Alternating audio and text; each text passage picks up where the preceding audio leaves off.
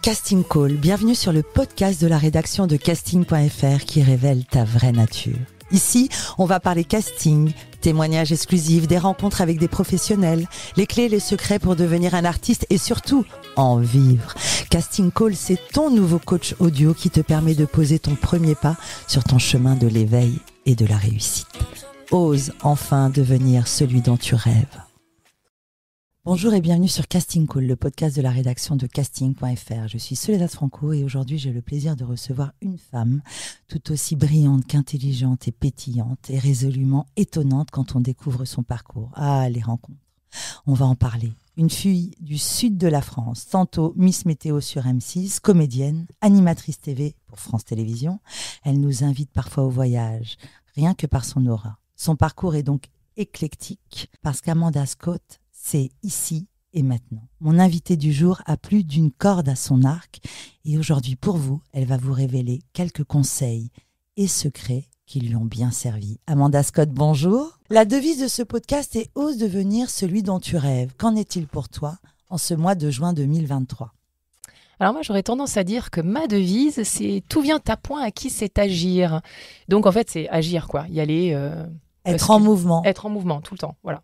Parce que quand tu es en mouvement, il se passe des choses en fait. C'est l'énergie. Ouais. Alors, tu es née dans le sud, tu as même grandi à Monaco. J'avais envie d'écrire monégasque. On m'a dit non, elle est monégasque. J'aimerais bien parce que je serais riche. Parle-moi de ton enfance. Quel genre d'enfance as-tu ? Que faisaient tes parents ? En fait, j'ai une enfance merveilleuse. Moi, j'ai des parents en fait qui sont pas du tout dans ce milieu, vraiment pas. Ma maman était aide-soignante. Ok. Donc voilà, elle s'occupait des autres, tournait vers les autres, la bienveillance, l'empathie.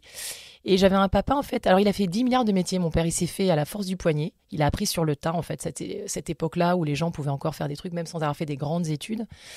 Donc, il a été dessinateur industriel, il a fait de l'archi, il a été conducteur de chantier. Enfin, vraiment, il a été soudeur. Bosseur. Un bosseur, voilà, un vrai bosseur. Maman camerounaise. Ouais. Et ton père ? Papa français, voilà. le français. Le vrai de vrai.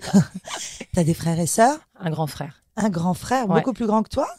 Ouais, on a... Enfin, beaucoup plus grand, faut pas exagérer, on a 7 ans d'écart. 7 ans d'écart. Et alors, quel genre d'enfant étais-tu ? Alors moi, j'étais une enfant hyper timorée, c'est-à-dire plus timide, tu meurs. Ah bon ? Oui, je sais que... On t'imagine peu, là. Mais je jure que c'est vrai. Oui, j'étais plutôt dans ma bulle, dans la lune, je lisais beaucoup. J'étais pas... j'avais pas un peu peur de tout, je crois. Donc, très timide. Très, très timide. Mais alors, tu as grandi où ? Dans le sud, mais où ? À Monaco ? À Monaco. Ouais, je suis née à Saint-Raph. Ok, Saint-Raphaël, si belle. Ouais, magnifique. Et puis, en fait, pour des questions professionnelles, mon père, donc du coup, a migré sur Monaco et donc on a atterri là. Donc j'ai fait vraiment toute mon enfance. C'est comment de grandir à Monaco ? C'est assez fabuleux en fait parce que en fait les gens ont une image galvaudée de Monaco, tu vois, ils se disent ah oui alors c'est les voitures de luxe, le casino, mais en fait c'est pas du tout que ça, il y a des gens normaux, des vrais gens, il y a des HLM. Okay. Ah bon ? Mais bien sûr, HLM à Monaco. Il y a des HLM à Monaco. Okay. Oui. Alors c'est sûr que c'est pas les barres d'immeubles. Voilà, qu'on trouve en France, mais ça reste des HLM avec des gens qui ont des moyens, des revenus très petits. Il y a un carouf, enfin il y a des gens qui vivent comme le tout un chacun, moyen. Et par contre, c'est hyper sécure. C'est-à-dire, t'es môme, tu peux te balader partout parce qu'il y a des caméras partout, donc il t'arrive rien. Donc plutôt une enfance douce, très douce, secure. Tes parents étaient tu dis que tu as été bercée par la culture. Raconte. Oui, parce qu'en fait, j'ai une maman qui avait une fibre artistique très très développée, donc qui était folle de musique, de danse, de peinture, etc. Donc elle avait à cœur de me transmettre ça. Donc chez nous c'était la musique, mais en permanence, H24 le matin, bim, tu te réveilles, tu te couches le soir, c'est la musique, tac tac tac, ça danse. Mon père qui est parti très jeune, qui est tombé amoureux fou de l'Afrique, qui était plus africain que les Africains, j'ai envie de te dire. Ouais. Donc il a fait plusieurs pays d'Afrique noire. Donc pareil, qui avait envie de me transmettre ça en me disant mais c'est superbe cette culture, ces gens, ces couleurs, ces odeurs, ces goûts. Donc voilà, donc j'étais vraiment baignée là-dedans, bercée par ça. Puis voilà, en ayant une maman africaine de fait, Donc, ouais. À partir de 3 ans, tu commences au conservatoire. Mais quoi, c'est ta maman? Parce qu'à 3 ans, c'est très très tôt. Tu as fait de la danse à partir de 3 ans. Oui, en fait, ma mère s'est dit, donc je te dis, elle avait cette fibre en elle.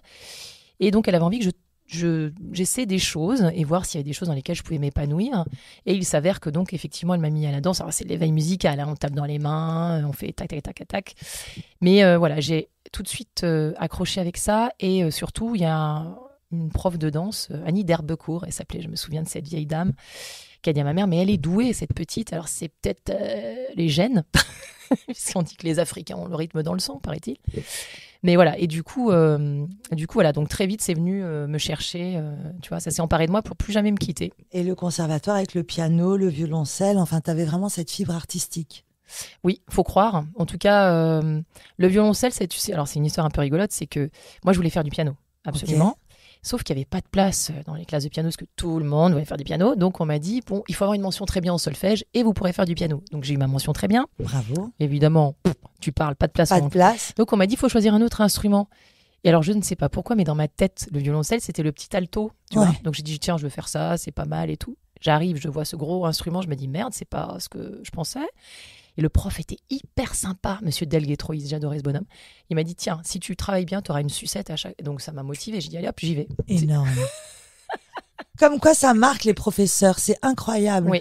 Comment les gens retiennent les noms des professeurs? S'ils savaient, il faut vraiment retenir ça, comment on trace parfois des chemins. Oui, parce que tu as des gens qui ont cette espèce de fougue et de passion et de ferveur à te transmettre, ce qui fait que tu les retiens. Alors, à contrario, t'en as aussi qui te disent « Ah, t'es nul » et c'est horrible parce que ça conditionne les gens. Alors qu'il y a des gens qui ont des vraies capacités manuelles ou machin. Et parce qu'il y a une personne qui va leur dire « Bah non, ils vont les mettre en échec. » Ça peut saccager un destin. Et je trouve ça dingue en fait. Et tu passais les mercredis après-midi au conservatoire. Tu jouais pas trop avec les enfants, c'est ça? Ouais, en fait, oui, il y a ce côté aussi évidemment où t'as moins le côté bande de copains, où tu te marres, etc., où t'es plus dans le travail. Donc, les gammes, les cours de danse, ouais. Et à quoi tu rêvais à ce moment-là? Tu savais que tu allais embrasser une carrière artistique? Ah, pas du tout, je voulais être veto. Vétérinaire, tu aimais les animaux? Ouais. Et tu les aimes sûrement encore? Oui. Et alors, la danse, c'était une thérapie. Mais alors, comment ça a démarré tout ça? Raconte-moi quand est-ce que tu es arrivée à Paris? Alors, en fait, Paris, ça s'est fait parce que quand j'ai commencé ma formation de danse professionnelle, j'ai sympathisé avec une nana qui est ma meilleure amie d'enfance, d'ailleurs, Morgane, qui, elle, était une vraie Parisienne, la vraie de vraie. Et en fait... Donc, ça veut dire que tes études, tu te dis, je me lance en tant que danseuse professionnelle. Tu arrêtes les études? Alors ça, à partir de la 6e. Ouais. D'accord. En fait, à un moment donné, j'ai voulu fuir. En fait, j'étais tellement timide, c'est ce que je te disais tout à l'heure, que je me sentais pas bien dans un cursus scolaire normal parce que j'avais peur des autres, j'avais peur du regard des autres, j'avais peur de parler devant les autres. Donc quand les profs m'interrogeaient, alors que j'étais une très bonne élève, hein, j'étais toujours première de ma classe, mais c'était ta timidité qui t'emportait. Ah ouais, j'avais une peur panique du regard des gens. Et donc. Mais du coup, tu avais quand même des copines, des copains? Pas tant que ça. J'étais plutôt une solitaire en fait. Et donc, du coup, ouais, j'avais cette appréhension, j'avais la boule au ventre quand j'allais le matin à l'école en me disant, oh là là, si on m'interroge et que je dois parler devant les autres, ça va être horrible et tout. Et en fait, la danse, ça a vraiment été une thérapie. C'est-à-dire que d'un coup, je me suis retrouvée avec des gens, 24-24, qui aimaient la même chose que moi, qui étaient animés. Donc, il n'y avait pas de jugement. T'étais dans cette... je dansais toute la journée. Parce que tu avais l'impression qu'il y avait du jugement à l'école? Ouais. Sur quoi, par exemple? Sur la façon de s'exprimer, sur dès que tu faisais une erreur, les autres qui se marrent, qui se foutent un peu de toi. Et vraiment, c'était un truc, pour moi, c'était insurmontable. Tu te sentais différente? Vraiment, ouais.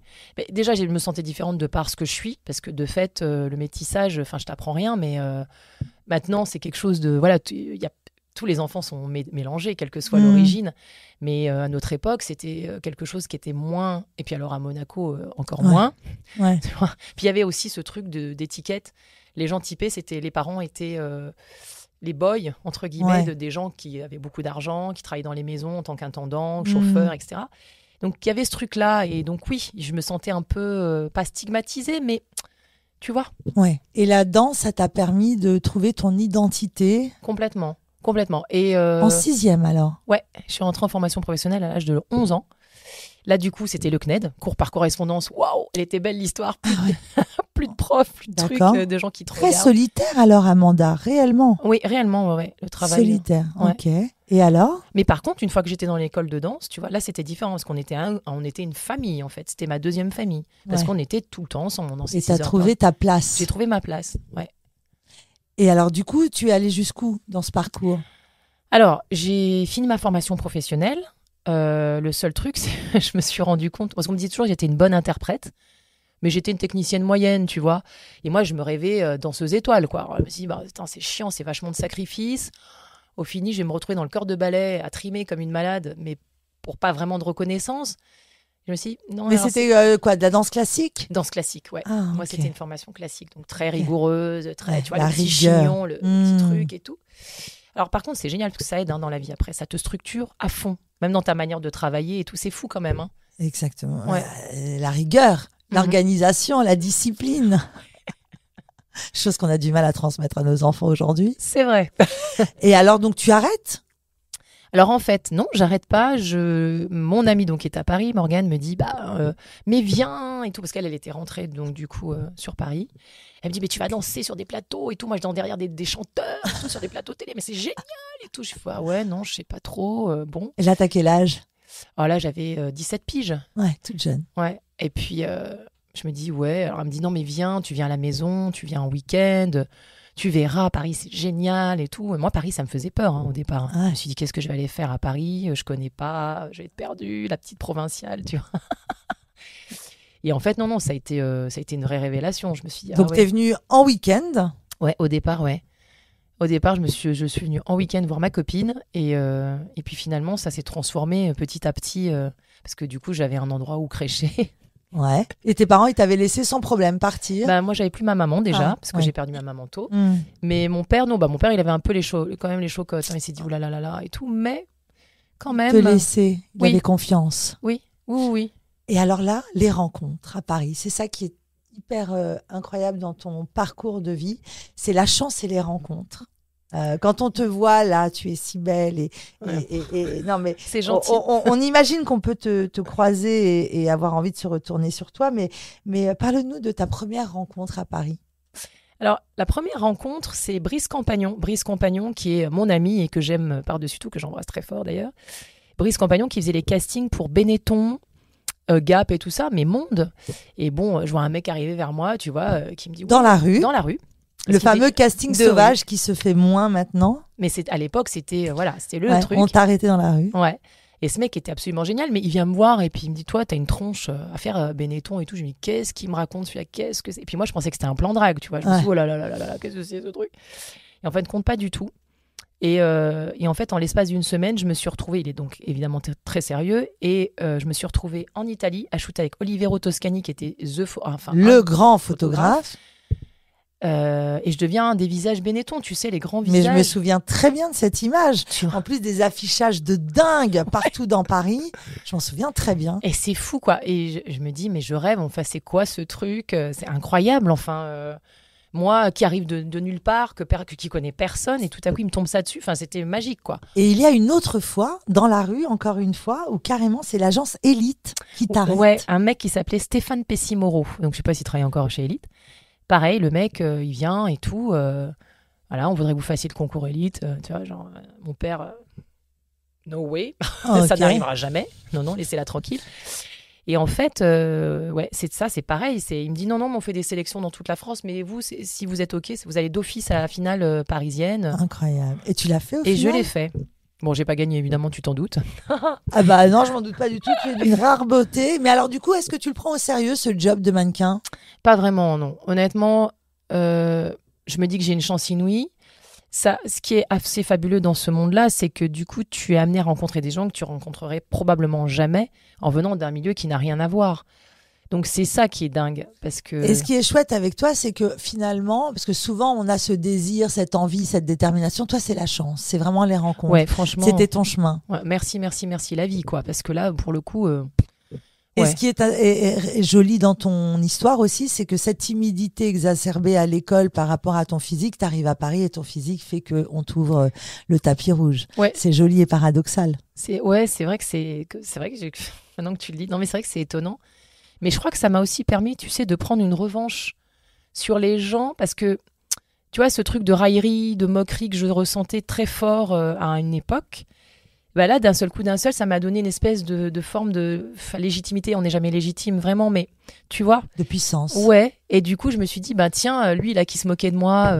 Et finalement, la rancœur ou se venger, on en parlait avec Jordan Deluxe hier, finalement, ça peut être un moteur parfois. Ah oui. Même certaines personnes vont te dire, c'est pas très noble comme sentiment, mais si, parfois, c'est un moteur. Oui, puis c'est hyper humain, en fait. Enfin, je crois que, en fait, peut-être qu'on pourrait appeler ça la résilience. On va appeler ça la résilience. Oui, je préfère. Ouais, t'as raison. Oui, parce que c'est un truc de revanche positive. Voilà. Pas un truc où tu vas chercher à nuire aux autres, quoi. Donc, oui. Et ce qui est joli, c'est que tu continues les études.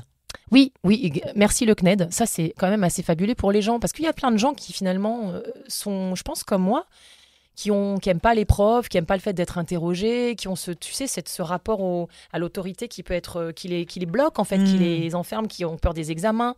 Et le CNED pour ça c'est génial quoi, parce que tu te gères, donc tu travailles à ton rythme. Alors après il faut quand même, parce que tu as des dates butoirs. Il faut avoir une fameuse rigueur, oui. Celle-là même que tu as appris en danse classique. Oui, mais tu sais, moi je travaillais dans l'urgence quand même, c'est-à-dire que j'étais plutôt dans dernière l'urgence. Minute. Ouais, je suis plus efficace. Ouais. Je connais.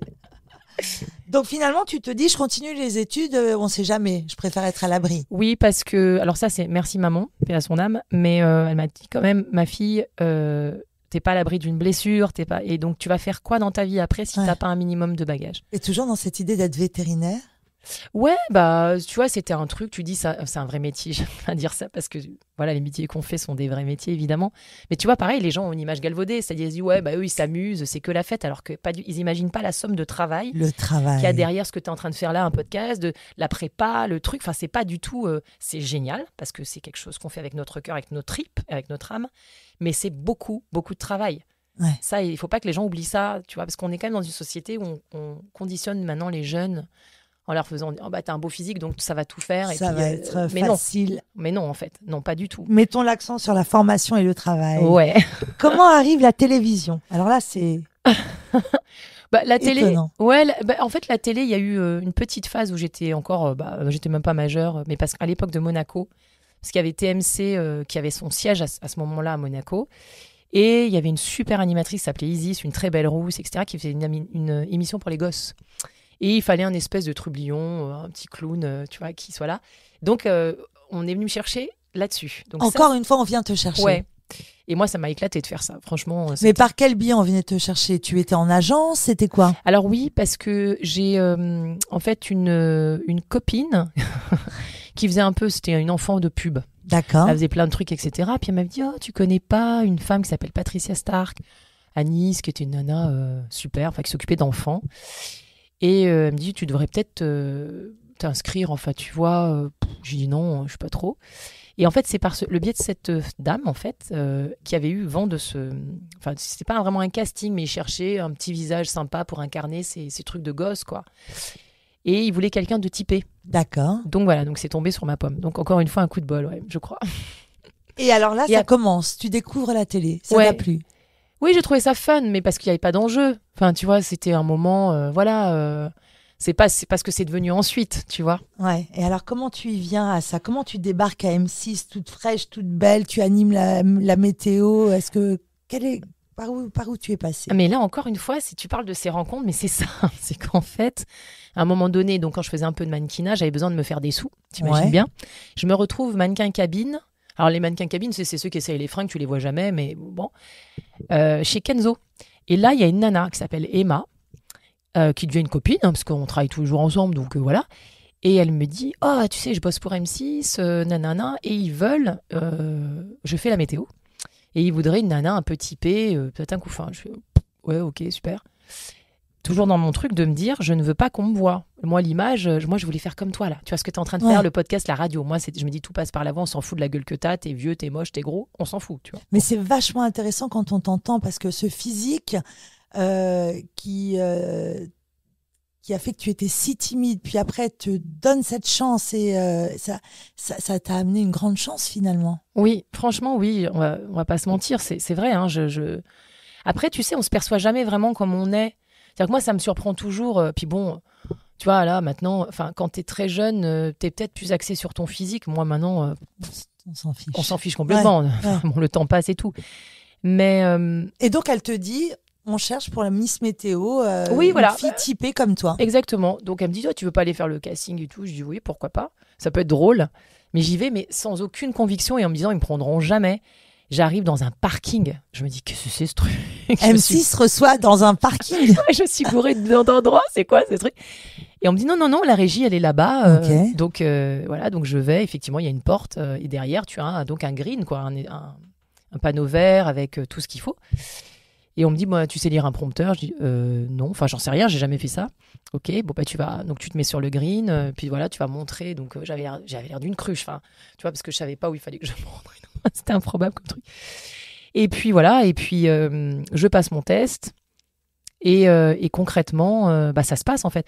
Mais ce qui est assez bizarre, c'est qu'on me dit quand même un truc qui aurait dû me faire reculer. Parce qu'on me dit, bon, t'es noir, mais t'es pas trop foncé, t'as pas des traits trop négroïdes, donc ça va le faire. Ok. Tu vois, donc là, moi, de base, avec mon caractère en plus qui est un peu pourri, on va dire, ça aurait dû me mettre un stop. Hein. Et puis finalement, je me suis dit, bon, j'y vais quand même. Mais je me suis dit, c'est quand même dingue. On veuille quelqu'un de typé, mais en même temps, on te dit, c'est la vache qui rit, quoi. C'est clair. Tu vois. Voilà, pas de. On connaît, mais là, on est en train de parler dans les années quoi c'est les années. On est début 2000. Années 2000. Donc encore le casting était 2004. Encore un peu grossier et c'était même une mode de mal parler aux gens. Mais explique-moi, parce que lire un prompteur, passer un casting. Comment tu te sentais? Parce que combien de femmes passent un casting, ratent, tremblent, sont mal, alors que c'était un désir. Toi, tu y vas cool, sans trop y croire. Mais du coup, il y a le talent qui est là. Tu es faite pour ça? Je sais pas s'il y a le talent. Je crois vraiment que, tu sais, quand tu te mets trop de pression, parce que tu veux tellement un truc ardemment, tu te mets une pression maximale. Donc, tu n'es pas vraiment toi-même et tu n'es pas naturel. Or que quand tu es dans un truc où tu dis, ok, il n'y a pas d'enjeu, ça me plaît, je vais le faire. Mais dans la vie, au pire, je rate et il se passe rien. Voilà. Et au mieux, ça marche. Et le fait est que quand même, dans la vie, on est tous passés par là, tu tombes, tu te relèves. Et c'est aussi ça qui fait ta force et c'est aussi ça qui fait un peu tes aspérités et ta particularité. Donc, il faut pas le vivre comme un échec quand tu réussis pas. C'est juste, ok, j'ai vécu une expérience et cette expérience, ça va me servir parce que la prochaine fois, je saurai que je vais faire ça comme ça, je vais être plus détendue là. Et en fait, le fait de ne pas mettre d'enjeu, je crois que c'est vraiment la clé. C'est-à-dire que toutes les fois où je me suis dit, ça ne va pas marcher ce truc, c'est là où ça fonctionne. Et toutes les fois où vraiment je me suis mis une pression maximale, c'est là où je me suis heurtée à un mur, alors que pourtant, j'étais préparée, j'avais travaillé, préparé le truc à fond. Donc, je crois que ça ne réside pas vraiment. Alors, c'est aussi une question de timing, je pense, effectivement. C'est une question de timing, mais je suis sûre que ce casting M6, il y avait plein d'autres filles. Ah, je pense qu'il y a plein de filles qui rêvaient d'être à ma place, c'est évident. Et c'est toi qu'on a choisi. Ouais, c'est fou. Ensuite, comment tu as vécu ces années? En fait, maintenant, les filles qui font la météo à M6, il y a vraiment un truc, elles ont une vraie formation météorologique et tout. Nous, à notre époque, il y avait un côté, tu sais, un peu midinette, on va dire ça comme ça. Okay. Donc, c'est vrai que moi, j'ai eu vite envie de me détacher de ça. Parce que comme je suis un peu une fille garçon manqué, je voulais pas qu'on me colle une étiquette de la plante verte, quoi. Okay. Mais tu avais pris-goût et tu avais envie d'être animatrice, présentatrice. Oui, parce qu'en fait, c'était un exercice comme... C'est pas facile, hein, les gens s'imaginent que, mais être sur un green, montrer des trucs et tout, il faut gérer ses gestes. Il y a des écoles maintenant pour ça. Oui, c'est une formation même. Complètement. Donc franchement, moi, je respecte les gens qui font la météo parce que c'est vraiment pas facile. C'est un vrai métier, mais ça m'a appris effectivement beaucoup de choses parce que être capable d'être naturel, montrer un truc en même temps, de parler, de lire un prompteur, c'est une vraie école, quoi. C'est un vrai exercice. Ah oui, vraiment. Et après, ça s'enchaîne. TV5 Monde, puis France Télévisions. On te voit sur France 4, France 3, France 2. C'est fou quand même. Encore une fois, des rencontres. Mais attendez, ceux qui nous écoutent, on le dit tout le temps. Il faut aller chercher sa chance. Oui. Il faut travailler. Mais toi, je sais même pas si on peut dire que tu as été opportuniste. Je crois pas. Les gens sont venus à toi. Non, en fait, je crois que tu viens de dire un truc hyper important. Il faut aller chercher sa chance. Ça, c'est vrai. Parce que si tu n'agis pas, encore une fois, si t'es pas dans le mouvement et dans l'action, il se passe rien. Alors, tu as commencé par ça. Oui. Ça, c'est très joli. D'être dans l'action, ce mouvement qui amène une énergie, c'est parce que toi, on te proposait un casting, t'y allais. Donc ça, déjà, c'est saisir sa Mais complètement, sa En fait, votre devise, elle est géniale. Oser. C'est vrai. Parce que tu risques rien. C'est-à-dire, ta vie, elle est comme elle est. T'y vas, ça marche pas, ça change rien à ta life. En revanche, tu oses, t'y vas et il se passe un truc, mais c'est fabuleux. Et en général, quand il se passe un truc, il y a d'autres choses qui en découlent. Et même quand t'es dans l'action, même si ça marche pas, t'as agi et dans la matière, il se passe des choses. C'est-à-dire que dans l'invisible, il se passe quand même des choses parce que tu es en mouvement permanent. Et tant que tu restes dans cette énergie de désir et d'envie positive, il va se passer un truc. C'est obligé, en fait. Alors, des fois, ça prend du temps et je sais que ça décourage parce que c'est ça aussi. Mais il faut jamais... en fait, c'est tellement ça. Il faut jamais abandonner ses rêves. Il faut jamais abandonner. Il faut y croire. Et même quand c'est difficile, même moi, le nombre de fois, j'ai eu envie de baisser les bras, putain. Ah ouais. Pardon, j'ai dit un gros mot, mais... Mais Amanda, justement, lorsque tu es Miss Météo et que là, ça y est, c'est défini dans ta tête. Tu veux faire de la télé? Alors non, je veux toujours pas. Je veux faire de l'animation radio. Je me dis peut-être que c'est une porte pour aller chercher des gens qui sont dans la radio et qui vont me donner cette opportunité. Et c'est juste que derrière, on me propose que des choses à l'image.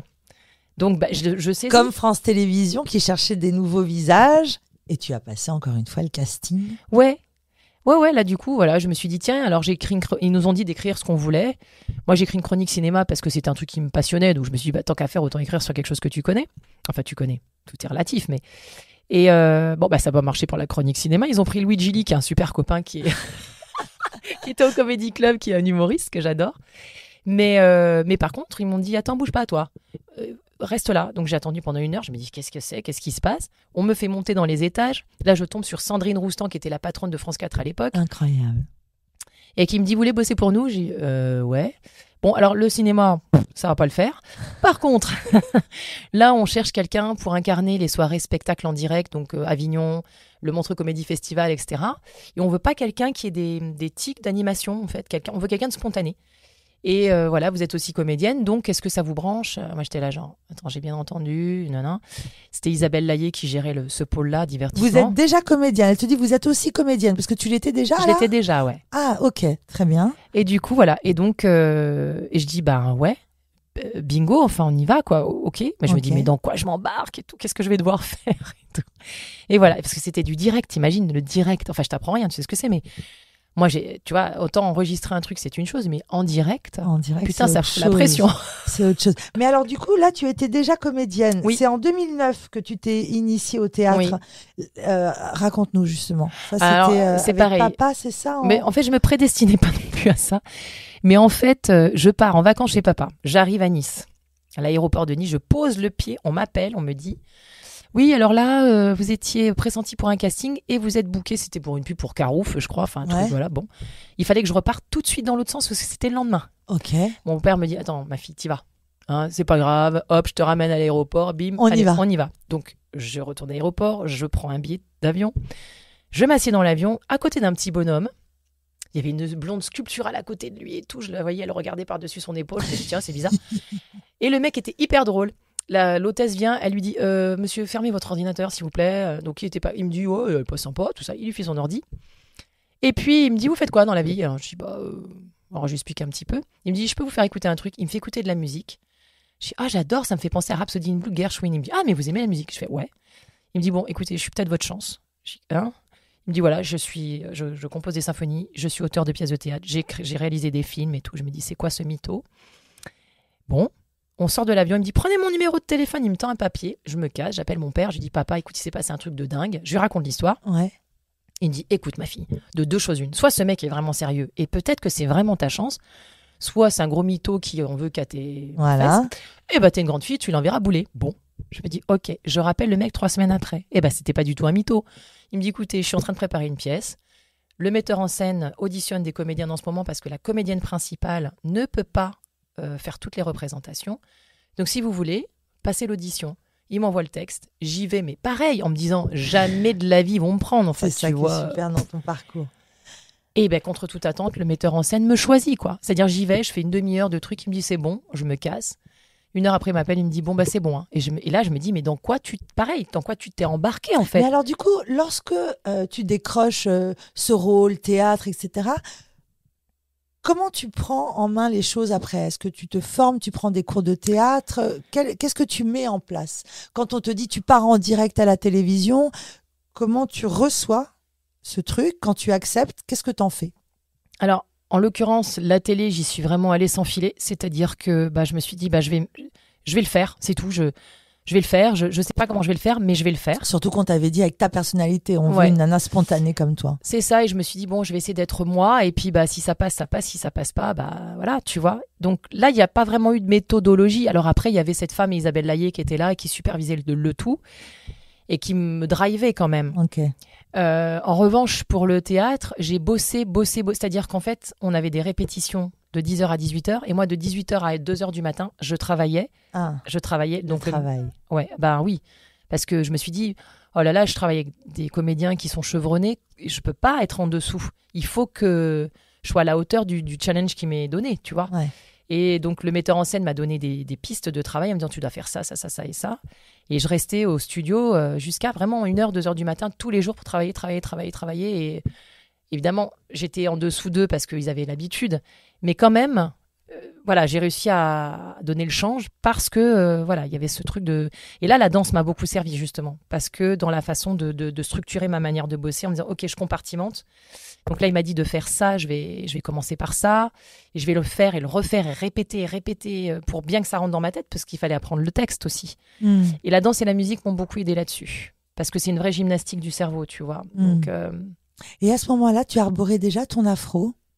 Alors non.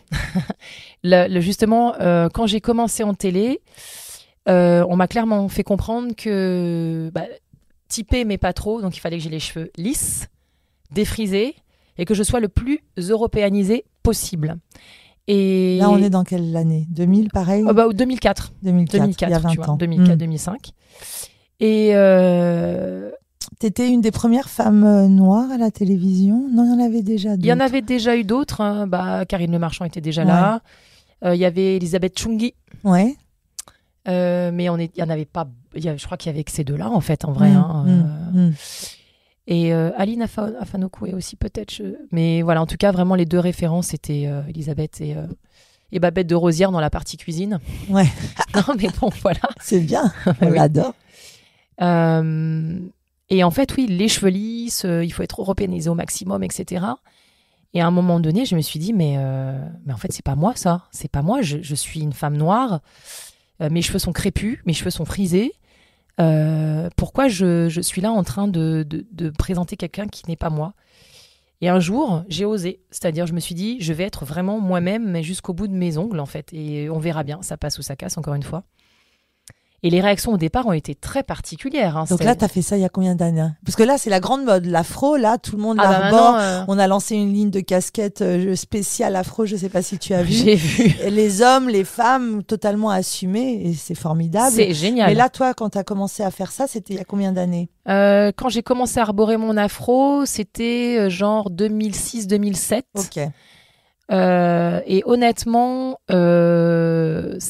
les réactions étaient vraiment, tu vois, mais genre, j'ai eu des réflexions de techniciens qui me disaient, mais c'est quoi ces cheveux ? J'ai dit, c'est mes cheveux, en fait, voilà. Et puis, il va falloir vous habituer parce que ça va plus changer. Et je suis assez fière de ça, en fait, parce que je me dis que j'ai ouvert une brèche pour les jeunes femmes, justement, aujourd'hui, toutes les gamines de 20 ans, elles assument complètement, elles sont belles, elles sont là, elles sont nature. Et, c'est mode, même. Et c'est même, c'est ça, c'est même mode. Voilà, et donc, mais c'était pas facile au départ, vraiment, parce que j'ai des réflexions pas sympas, j'en ai quand même reçu un certain nombre. Quand tu dis qu'il y a eu plein de fois où tu as pensé lâcher l'affaire, quels ont été les moments les plus douloureux dans ta carrière ? Il y en a eu beaucoup, mais je dirais, en fait, t'as des phases où tu as des grosses traversées du désert, en fait. Où d'un seul coup, les gens qui étaient là à côté de toi, presque à te passer la crème, ils disparaissent complètement, ils te voient sur un trottoir, ils te disent plus bonjour, ils te connaissent plus en fait. C'est terrible. Et ça, c'est vraiment dur. Nos invités parlent souvent de trahison, Oui, parce que humainement, c'est rude. C'est-à-dire que, alors après, ça dépend du tempérament de chacun. Il y a des gens qui s'en foutent en fait et qui tracent leur route, qui se disent, ils sont pas dans l'affect. Moi, c'est vrai que j'ai ce tempérament-là. Donc, quand je suis arrivée, j'étais en mode, les petits oiseaux cuits, les bisounours, quoi. Et puis, dans ce métier-là, tout le monde se tutoie. Donc, il y a ce côté très familier où tu as l'impression que les gens sont tes potes, en fait. Ouais. Et tu te rends compte qu'en fait, non. En fait, non. Ils sont très peu à être tes potes. Et du coup, ça fait mal, quoi. Parce que tu donnes des choses aux gens en pensant qu'ils sont sincères avec toi. Et en fait, ils ne le sont pas.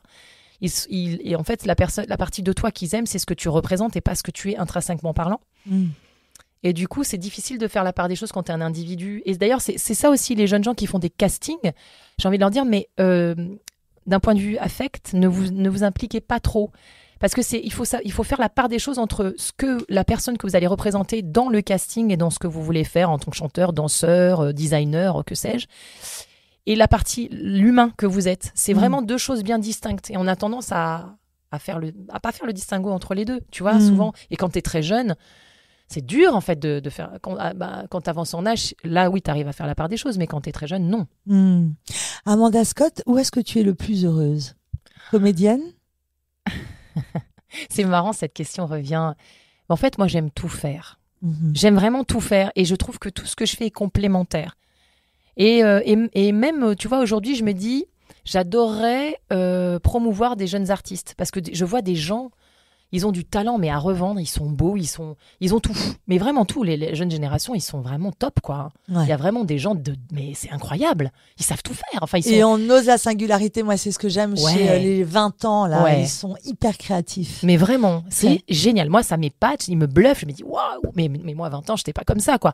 Ça revient toujours, ça. Tu as toujours envie d'être dans l'ombre et t'occuper des autres. Est-ce que tu t'en rends compte? Et c'est pour ça que tes programmes de voyage, c'était hyper intéressant parce que tu te mets au service Mais j'adore ça. de l'autre et tu mets en lumière les cultures incroyablement bien. Tu t'intéresses aux autres, en fait. Mais c'est ça qui est enrichissant, c'est merveilleux. L'autre, en fait, c'est soi, d'une certaine manière, parce que il y a toujours un effet miroir chez les gens quand tu les regardes vivre, même de cultures différentes. Tu retrouves toujours on est tous reliés les uns aux autres, en fait. Les gens ne comprennent pas ça. Et d'ailleurs, j'aime bien aller sur des gros événements qui fédèrent les gens. Tout à coup, il n'y a plus d'histoire de race, d'origine, de culture.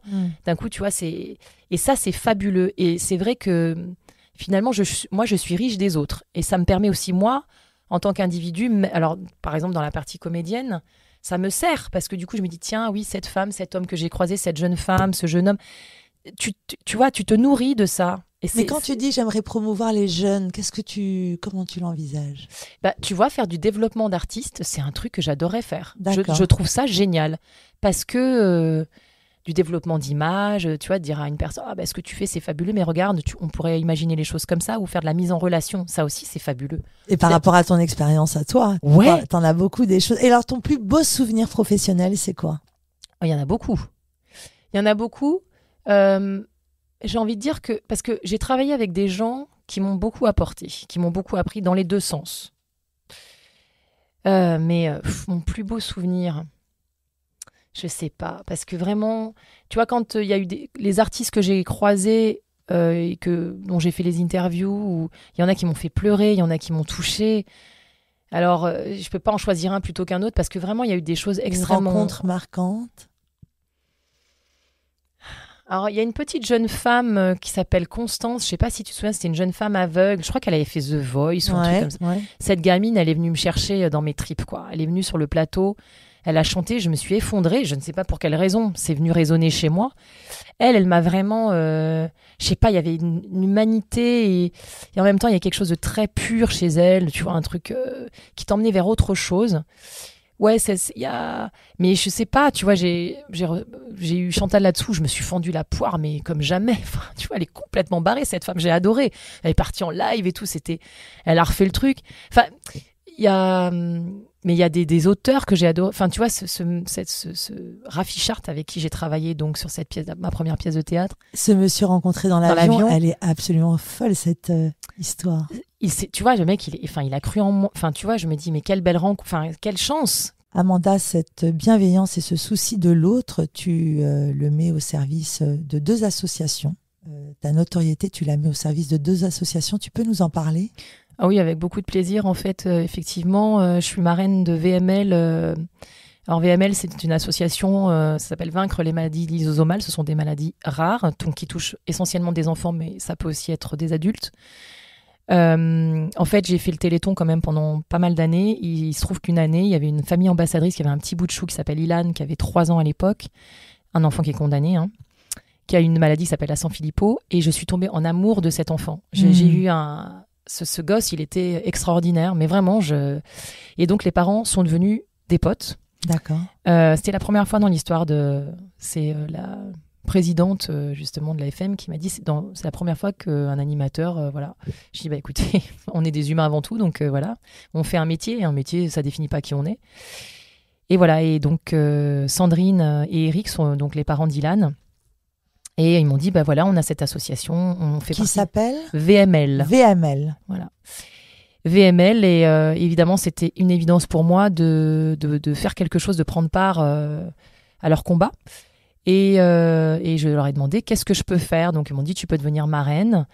Et à cet égard, du coup, je fais tous les ans les week-ends des familles. Donc, en fait, pendant 3 jours, les familles viennent décharger leur fardeau parce que c'est pas facile d'avoir un enfant malade. Et souvent, c'est des fratries, donc il y a des enfants qui sont en très bonne santé. Et voilà, les parents, c'est très lourd au quotidien, au niveau médical, mais au niveau à tout point de vue, quoi. Et donc là, ils sont accompagnés. Il y a des gens qui sont là, ce sont des jeunes étudiants en médecine qui encadrent les enfants. Et les parents peuvent se poser. Il y a des professionnels qui leur donnent aussi donc, des conseils, qui leur expliquent un petit peu les avancées au niveau de la recherche. Donc voilà, et puis quand je peux, il y a aussi, financièrement, j'essaye de participer. Enfin voilà, et puis j'en parle au maximum parce que malheureusement, contrairement à des grosses associations comme Ella ou ces gens qui ont une vraie médiatisation, et ces petites associations, elles ont besoin, voilà, qu'on les aide et on n'en parle pas. Et c'est hyper important la com. Donc qu'est-ce qu'on peut faire ? On peut les suivre sur Instagram. J'imagine on peut faire des dons aussi. On peut faire des dons, mais ça peut être des choses vraiment... si vous êtes sportif et vous faites des courses, ça peut être au profit de l'association. Vous êtes artiste et vous faites un spectacle. Il pourrait y avoir, par exemple, 50 centimes, 30 centimes de reversés à chaque vente de billets pour une session. Voilà, et ça les aiderait considérablement. D'accord. Et vraiment, c'est des familles, c'est vraiment dur ce qu'ils vivent. Et ces enfants, ils n'ont rien demandé à personne.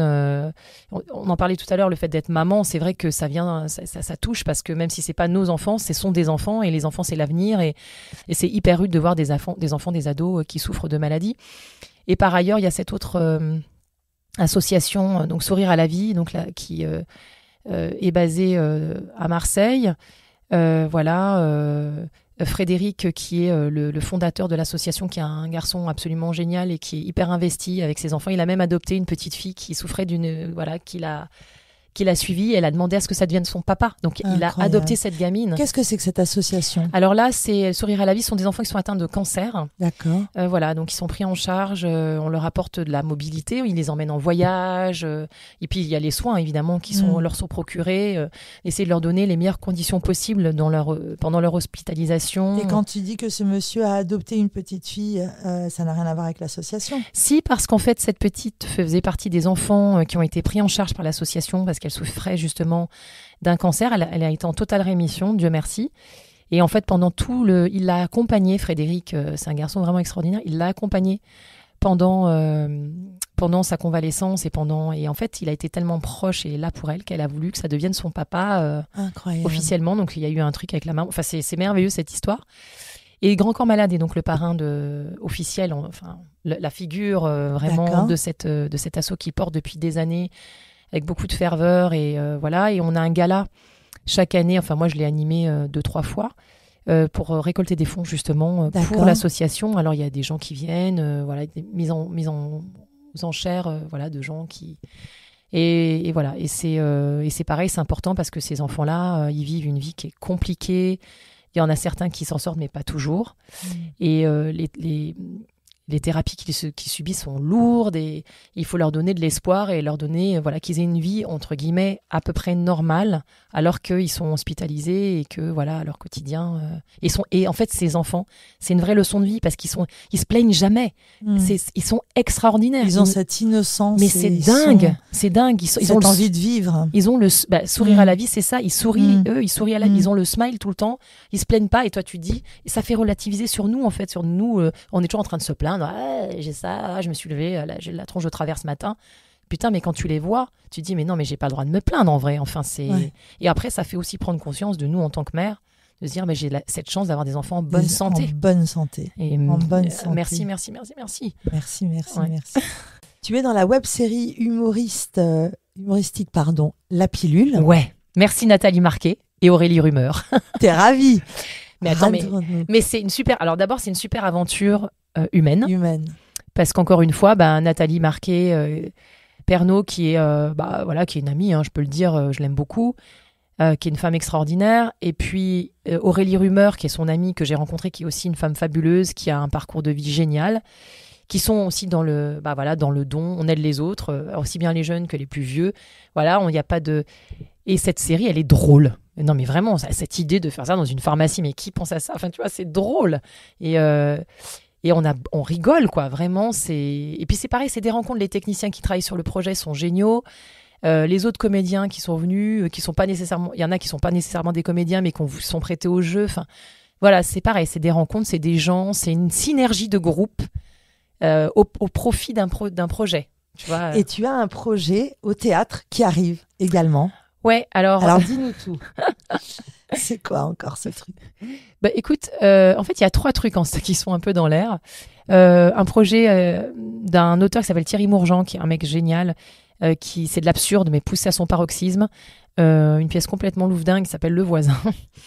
Où pour le moment, en tout cas dans la distribution, il y a Loïc Legendre, qui est un comédien extraordinaire, ouais. Maude, pareil, qui est une comédienne hors pair, et Philippe Dussault. Voilà, qui sont des gens top. Donc ça, j'adorerais que ça se monte parce que c'est complètement... Mais c'est barré, mais barré bien. Enfin, tu vois, c'est une belle écriture, c'est enlevé, c'est drôle.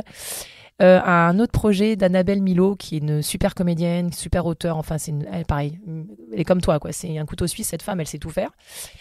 Et alors là, c'est des brèves, en fait. Ce sont des brèves du C. Ça s'appelle les brèves du C. Elle fait un petit peu un flashback sur ce qu'on a vécu pendant le Covid, mais de manière, c'est vrai, pareil, c'est drôle, et en même temps c'est plein d'émotions, et c'est voilà. Donc ça, c'est un super projet aussi.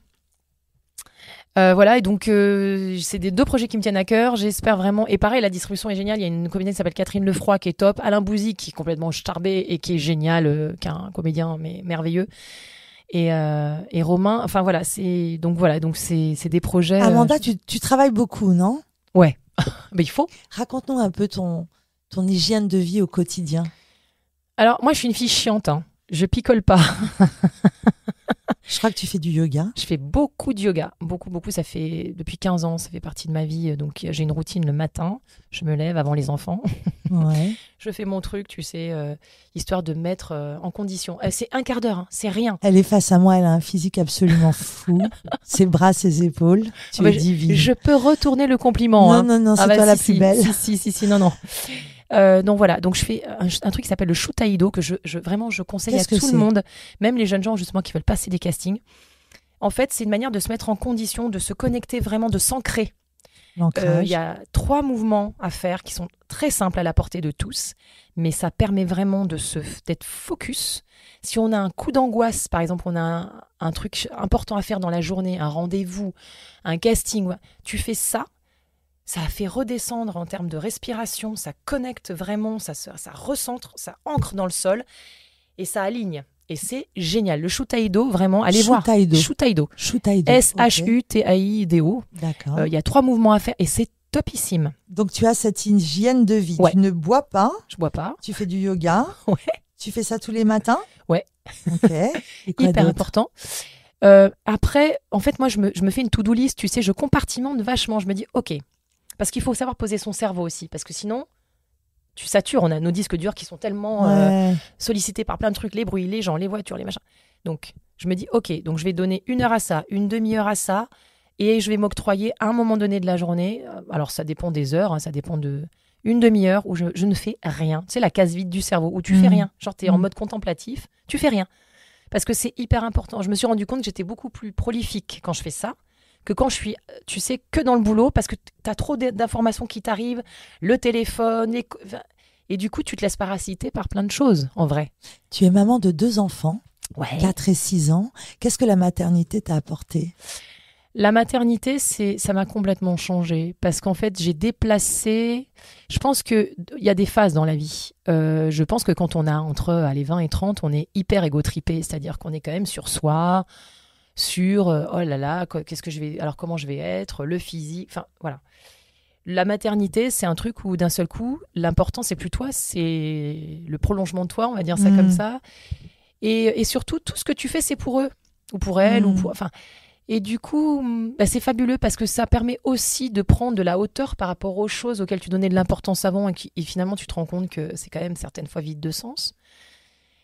Et ça permet finalement de se recentrer pour les bonnes choses, je trouve. Je sais pas ce que tu en penses. Pour les bonnes choses, je suis d'accord avec toi. Lorsqu'on t'entend, tu parles d'invisible, tu parles de rencontres, tu parles d'hygiène de vie.